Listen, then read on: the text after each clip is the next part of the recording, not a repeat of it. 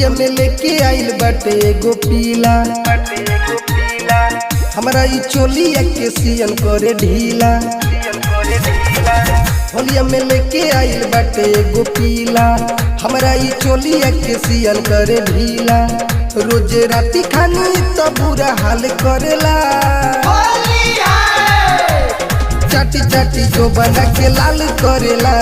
पीला एकर होली में बवाल करेला, चाटी चाटी जो बना के लाल करेला। पीला एकर होली में बवाल करेला।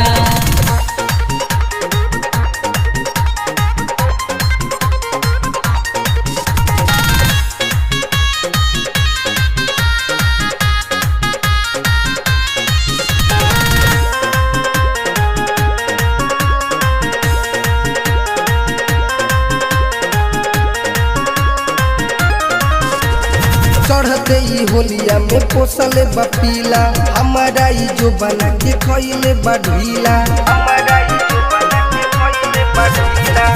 चढ़ते ई होलिया में पोसले बा पीला, हमारा ई जो बना के खइले बा ढीला।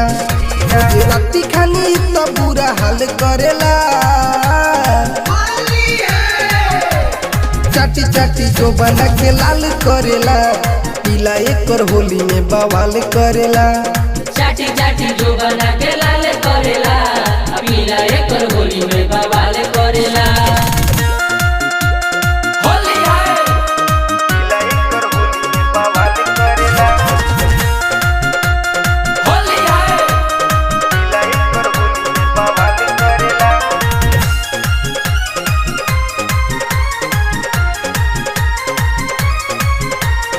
मन करे चल जाई मिथुन हीरो राज पे, होलिया में तू तो घूमतावा पिया रोड पे।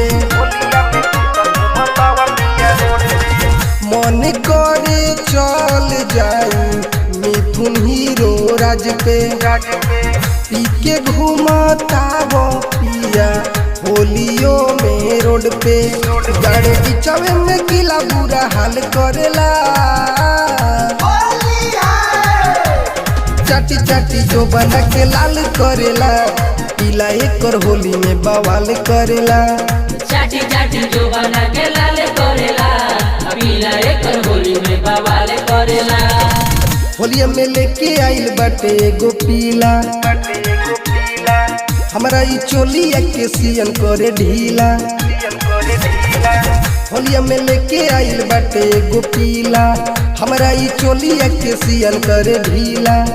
रोजे राती खानी तो बुरा हाल करेला, चाटी चाटी जो बना के लाल करेला।